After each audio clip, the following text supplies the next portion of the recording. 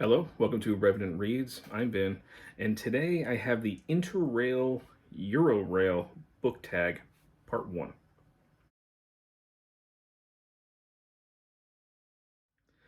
So this was another great tag created by Mark over at Book Time with Elvis. The first part of a multiple part tag. I'm late getting to this one. Have a lot of distractions, but I'm glad to finally get to it. So this is essentially a virtual tour via rail of Europe with a bunch of prompts along the way. Um, Very fun idea. I love books. I love traveling. Definitely combine some of my favorite things in life. So, and I'm sorry for some of the lighting. It can be very awkward. I've got the sun that's slowly creeping over towards me. So, we'll just kind of make do with that. But anyway, let's begin. He says, you begin your journey in London. Dr. Johnson said, quote, when a man is tired of London, he is tired of life, for there is in London all that life can afford. It's probably debatable. Uh, what book can you read, reread, and read again and again throughout your life? Um, I would say that rereading books is something that I've more recently opened myself up to. I didn't really reread very much at all, and my kind of thinking was that there are so many books out there. Why would I keep rereading books when I can just go on into something new? I have softened up to that quite a bit, or softened from that, and I have started embracing rereading more. Very few books though that I have really reread, but one of them that I have read a couple times in life, and I always enjoy it. It's like comfort food, and that's The Hobbit by J.R.R. Tolkien. Um, so yeah, I love that book. First read that when I was young.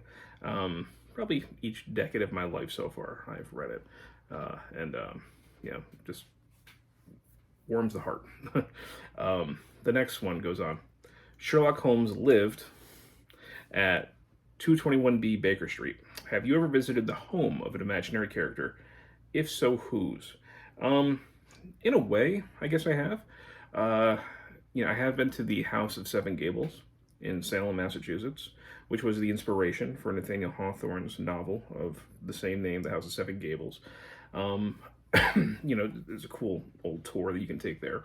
Um, I've been to Notre Dame Cathedral, which I guess is the home of Quasimodo. Um, when we went to Paris, we went through the cathedral, and that was our first time in Europe.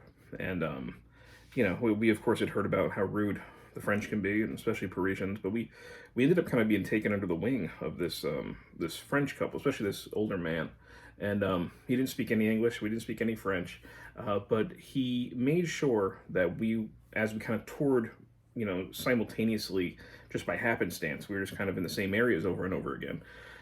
He kind of made sure that we saw everything important. So he would like point things out to us. And as we were walking through the cathedral, at one point, we kind of lost him. And then he comes back out of breath, panting. And through pantomime and through, probably bad translating, we realize that he's telling us that they have two more openings to go up to the belfry of Notre Dame. And he's trying to tell us, you should come, there's two more. So we do. We follow him up those winding stone staircases, and we go to the belfry, and it was great. And he was just all smiles that we were able to see everything with him. So it was kind of a cool moment with a total stranger. Didn't have any common language whatsoever, but we were in the belfry. Of course, all I could think of was Quasimodo, on the ropes, ringing the bells, especially the Lon Chaney version from the 1923, excuse me, the Hunchback of Notre Dame, which I ended up writing. I ended up writing about this incident for my horror blog, the Revenant Review, where I talk about the film and also Notre Dame de Paris. So I'll put a link for that in this description if anybody's interested in that. Of course, I've been past the Dakota in New York City, which was the stand-in for the Branford in Rosemary's Baby, also famously where John Lennon was shot. Just been to other historical places that, like in Rome, the Circus Maximus, which is really just a field now. I mean, you would never know there was something there. But nevertheless, when we were sitting there having a picnic, all I could think was Ben-Hur going around with the chariots. So, otherwise, fictional fictional characters, I don't know how many other places I've been to necessarily, at least on purpose. Next one. Harris asked me if I'd ever been to the maze at Hampton Court. And that's from Jerome K Jerome's Three Men in a Boat. Have you ever been lost in a book, and not in a good way? Did you completely lose the plot and not have the slightest idea of what was going on? Please give an example.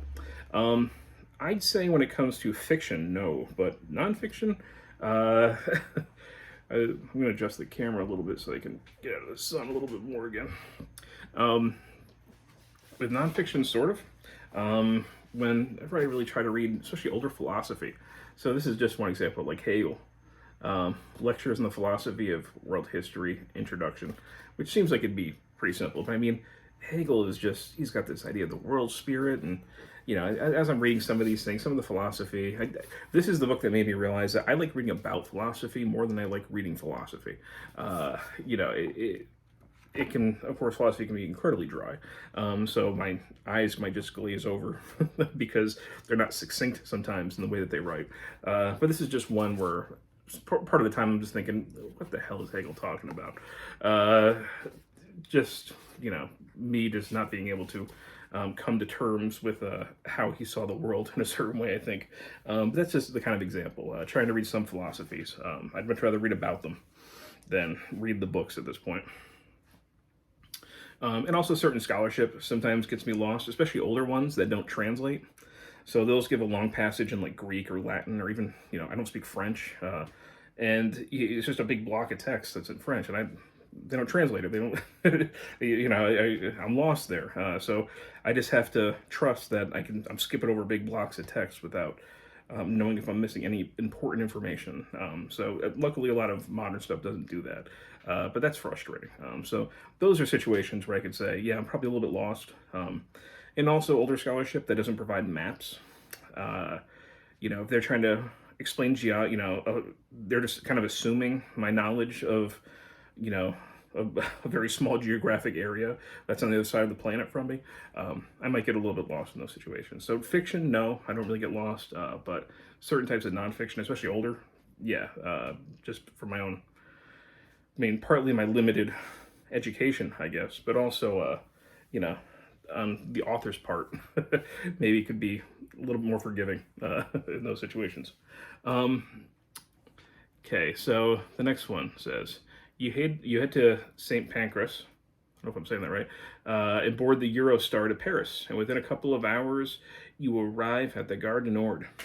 The Père Lachaise Cemetery is on your itinerary. Have you been there, or have you ever made a pilgrimage to any literary site? What are some of the best historical sites you have visited? I have been to Père Lachaise, yes. You know, I saw the graves of Oscar Wilde, Heloise and Abelard, right? Got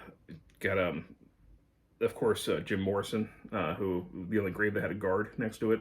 But I mean, that is a cemetery that when I think of the word necropolis, that's what I think of. It is really like a city of the dead. Just the streets and the hills with these mausoleums going up. I mean, it is an incredible cemetery.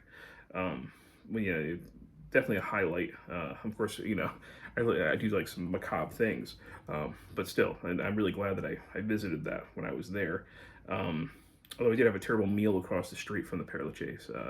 We went across and this, you know, I was there when I was around 20 or something, and I think I ordered like a burger and fries, and just because, you know, I didn't speak French, so I couldn't really read most of the menus, and I received the burger, and it was basically rare, which I don't like rare burgers, and then you know, I tried to eat the fries, but there was no ketchup, so I ate them with mustard, and that was definitely the worst meal that I had in Paris. That was kind of my crash course into Paris cuisine, and realizing what I needed to order and how I needed to order it. So it was, you know, I'm sure a lot of it was my fault, but yeah, I remember Père Lachaise for those reasons, the amazing graves, and also the really bad meal that I had. Other places that I've, you know, literary pilgrimage, I did go to the death room of John Keats in Rome, which overlooks the Spanish Steps. They have his death mass there and everything. So I did go and check that out. Also, when I was in Paris, I went to the Pantheon, Just this massive building that beneath has the crypt of like Voltaire and Rousseau and Victor Hugo. So kind of went there and paid my respects. I mean, generally when I go to these places, for most of my life I wasn't much of a fiction reader, so it was more like Enlightenment heroes that I would kind of make sure to go and see the graves of when I was in Europe. They're the ones I wanted to make sure that I hit. Um, and just recently, like I went to Soldiers National Cemetery in Gettysburg, which is where um, yeah, Abraham Lincoln famously gave the Gettysburg Address, or actually it's in the cemetery that borders it. But still, I wanted to see that site. I wanted to go and visit that ground and see where that famous speech that helped to, in many ways, redefine our country was made. So that's kind of like a literary pilgrimage, I guess. And also, just by way of answering this question, I'll put in footage of from about a week or so ago when I was driving through Ithaca, New York, where Cornell University is, and where Carl Sagan, one of my kind of personal heroes, is buried. And I buried the grave. I visited the grave and to pay my respects, and I'll put in footage of that right here.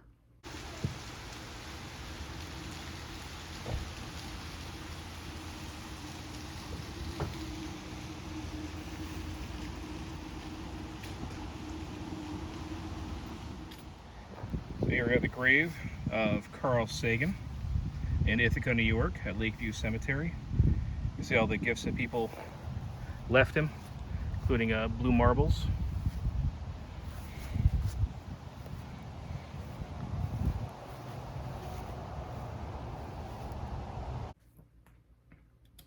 So the next, oh, I'm sorry. The other part of the question was some of the best historical sites you have visited. I mean, that's difficult. Anywhere I go, I am just visiting historical sites, but it's kind of subjective to me. I mean, I loved being in Rome and just going through the Forum, going through the Colosseum. Anything ancient, I absolutely love. So I am just always looking for historical sites. That's primarily what I do when I go places. So, yeah, it's difficult for me to pick the best ones.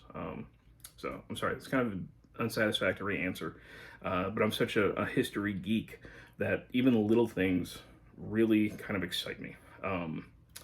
So, I think I'll be able to explain that a little bit more in one of the prompts coming up. The next one says, Gertrude Stein famously said, "America is my country and Paris is my hometown. What is your country? What town other than your own have you felt at home in?" Well, New England is my country and my home, I guess. Of course, I'm American, but specifically the northeastern part of America, known as New England. I've always felt at home here. I love where I do love where I live. We have beautiful hills and winding roads, and old by American standards, old buildings. Beautiful town green. I like the history. I like the attitude. This is a part of the United States that's largely secular. Unlike if you go down south, people tend to wear their religion more on their sleeve. And up here, even if somebody's religious, it's generally a private matter. It's not something that they're going to push on you or anything like that, or they just assume that you share it, which is refreshing. Whenever I go down south, it's a little bit like, ooh, they're much more, hey, you need to come check out my church. But that's not really the way it is up here in New England. Other than, we're also famous for our absolutely beautiful autumns. My favorite season. Any other place I felt at home? I mean, I haven't been long enough to feel at home. There's certain small cities I really like that I like visiting, like Charleston, South Carolina. I love walking through that city. I like small cities. Portsmouth, New Hampshire seemed like a really cool city when I went through there. And over in Europe, the only place that I was kind of there long enough to really get the rhythm of life was in Hungary, and I really liked that. Especially there's a small city called Gare, which I really liked. But felt at home. That language is too impenetrable for an English speaker to really feel at home there. So no, New England is my country and my home, I would say. Next prompt says, cafes are everywhere in Paris. I like to sit in one for even a couple of hours, skimming through a book and people watching. If you have ever been to Paris, where is your favorite place to visit, and, your favorite thing to do there? If you haven't been to Paris, would you like to, and what would you most like to see and do there? Like I said before, I have been to Paris, and my favorite thing to do is just walking the city. I mean, that was our first time in Europe. We were there for maybe 4 or 5 days. I don't remember exactly. We did it really cheap. This was right after, right after the U.S. invasion of Iraq, and France was not in support of that, and very famously, there was anti-French backlash at that time. It was very childish and immature, and instead of eating French fries, people were all of a sudden eating freedom fries, and it was all ridiculous. But it was to our advantage because we were able to go to Paris really cheap. I think we had 2 round-trip tickets, of course, from JFK, New York, to Paris. We got a hotel over in the Montparnasse district, and it was no frills hotel, no elevator or anything like that. We were lucky to have our own bathroom, but the whole trip ended up costing, for me and my wife, she was my girlfriend at the time, about $1,000 for the entire trip. And part of it, I think, was that anti-French sentiment. Not a lot of Americans were going to France, and we also went the whole long weekend of Thanksgiving, which a lot of people weren't leaving the country at that time. So I'm getting a little bit blinded here. But nevertheless, on just about every corner we heard Americans. So we certainly were not the only one. As far as what I like to do there, I mean, obviously visit the historic areas, like I said, like the Pantheon, going to the Louvre, just walking along the left bank. I love the gardens in Paris. They're beautiful. One thing, when I went to Rome, those gardens, the public parks were dirty. they were not good.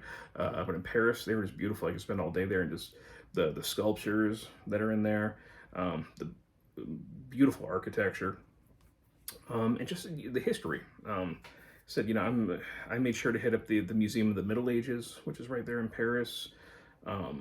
I think, was it the Cathedral of, was it Saint Germain des Prés? I don't know, I might be remembering that wrong, but I think that's where like Descartes' heart is buried. We saw that. There's even like a park that's kind of not too far away from the Pantheon, but it was actually the remains of a Roman amphitheater. And we just kind of sat in there and we watched a local soccer game going on. And just those kinds of moments when you're sitting in something so ancient and just seeing something so, quotidian happening in front of you. I love that combination. And of course, I'm just looking for history everywhere I go. The one big thing that I didn't get to see that I wanted to see were the catacombs, because they were closed, unfortunately, during that time. But sorry, I'll be back at some point. It says after a few days of eating pain au chocolat. I don't know if I'm saying that right. I can't speak French. Oh, there goes my dog barking. And drinking one too many café au latte, you decide to head south, and you head to the Gare du Nord. Mark, you're assuming I can pronounce French here. And board the train to Madrid. It will take you 11 hours and 26 minutes. And you will have traveled 654 miles. Wow, that is a lot. What's the longest train journey you've ever taken? That's the first question. Not that long. Just a few hours. I used to take trains a lot, though. Growing up, my grandfather, he was a conductor from Danbury, Connecticut to New York City. So you're going to Grand Central Station all the time. And this is actually one of his, he's been passed away for quite a few years now. This is one of his conductor hats. This is probably about 50 years old, I think. I think he was wearing this either in the late 60s, early 70s or something like that. But yeah, I used to ride the trains all the time with him. And he would let me go up and sit with the engineer. And so I would have like a first, quite a quality experience. And he'd take me through Grand Central Station to all the different back doors and areas, and the kind of like abandoned parts that almost nobody ever goes to. So I had a lot of experience on train growing up, but I didn't ride them for really long distances. From where I go out, from over southeast or Brewster, New York to Grand Central Station. Now, when I go to the city, it's a little less than an hour and a half. If the train breaks down and I have to switch, it's going to be about 2 hours. But usually it's not long after that. Then I'll get to my destination. So I don't have experience with super long train rides. And then he asks, have you any favorite books or films set on trains? Not really favorite books. Some of the movies I like, you've got 1926's The General by Buster Keaton. That's still a fun one. A South Korean horror film that came out in 2016 called Train to Busan. Really good zombie film. A lot of heart to it. Not as good of a sequel that came out, but Train to Busan's really good. Speaking of excuse me, speaking of horror films, there's Terror Train from 1980, one of Jamie Lee Curtis's early slashers from after Halloween. She also did Prom Night down that time. A lot of people like Prom Night more, but I don't. I like Terror Train and David Copperfield in there. And get a Silver Streak with Gene Wilder and Richard Pryor from the 70s. So I do like trains a lot, but haven't read a lot as far as that goes. Next one. You are lucky that you can ride in comfort through France and over the Pyrenees into Spain, unlike Captain Jack Aubrey, post captain, who had to don a bear suit in answer to the name of Florida across the mountains. Have you got a favorite book featuring a manhunt or a subterfuge? If I have a favorite book, I've got one that I like that involves a manhunt, and that's True Grit by Charles Portis. This is the movie adaptation tie-in from around 2010, I think, that the Coen brothers did. There was an earlier adaptation with John Wayne, but this is a fun, quick read Western. This sun is getting a little bit out of control now. Let me see if I can fix this, and I'll be right back. Okay, at least I got the sun out of my eyes for the most part. This is their girl. What's her name again in this? Maddie Ross, right? Her father is gunned down by the coward Tom Chaney, and she enlists this crotchety old marshal named Rooster Cogburn, who has one eye, to try and track him down and hunt him. This is a fun one, especially the dialogue in this. Charles Portis does a really good job of kind of capturing. I'm not sure if he's capturing or creating this very 19th century Western dialogue that's occurring. The next one, the Spanish national anthem famously does not have any words. If you have seen them singing at football matches, they are really just humming along to a tune. What is your favorite instrumental-only piece of music? Are you prone to whistling? I don't whistle that much. I think one that I do whistle to sometimes is The Kiss, which is an instrumental song from the soundtrack The Last of the Mohicans. I do like classical music, although I haven't done like a deep dive. I don't always know who I'm listening to when I put it on. A lot of times, sometimes on Sundays, I'll put on Baroque music because I like the combination of harpsichord and strings, but I don't do a deep dive a lot into classical music. Although I do like movie soundtracks, and one of my all-time favorites is the soundtrack to Conan the Barbarian. If nobody's ever heard that and they think that what I just said is ridiculous, check it out. I'll put a link in for, I think there was a pretty good live performance that happened in Spain just a few years ago, but especially the first two tracks, you can call them, Anvil of Crom and then Riddle of Steel and Riders of Doom. I get chills in my skin listening to it. I love it. And I do listen to a lot of kind of industrial electronic music. I was a big Nine Inch Nails fan, have been my whole life, and he has some beautiful instrumentals. The Ghosts albums, especially Ghosts 1 through 4, are just instrumentals, and those are terrific instrumentals. And there's one that I happen to really like called, it was a B-side, that's just a beautiful kind of somber piano piece. It's a combination of piano and kind of overtaught strings, called Leaving Hope. And maybe I'll leave a link for that as well if anybody is interested in kind of a more of an industrial version of what, you know, a classical interpretation might sound like. But anyway. Kronos, or Saturn Devouring His Son by Francisco Goya is, to my mind, one of the most disturbing paintings I have seen. And I love his black paintings. You can see it too if you visit the Prado Museum in Madrid, which unfortunately I have been to Madrid, but I was only there for half a day. I didn't get to go to that museum. What is one of the most disturbing books and or paintings you have seen? I mean, nonfiction books can be disturbing if they deal with horrible crimes or genocide or something like that. Paintings, see, I don't find paintings like Goya necessarily disturbing. I find them fascinating. That's maybe my macabre sense. You know, I'm a horror fan. I love the Gothic. I don't get disturbed by those things. I'm more fascinated by it. What disturbs me is something more like propaganda. And we had some of that, of course, during the Trump administration. You know, Trump had a painting in his office called the Republican Club. That it showed him like laughing, having drinks with Republican presidents like Abraham Lincoln. I mean, even put those two people in the same picture. You know, that's the kind of thing that I find disturbing. There's an artist named John McNaughton who paints incredibly right-wing paintings. He calls them fine art. They're really just kind of, you know, realistically painted political cartoons. But it's that those things can be looked at unironically and sincerely. That's what I find disturbing. You know, when the conservative political action committee can have a golden statue of Trump and take it totally seriously, that's disturbing to me.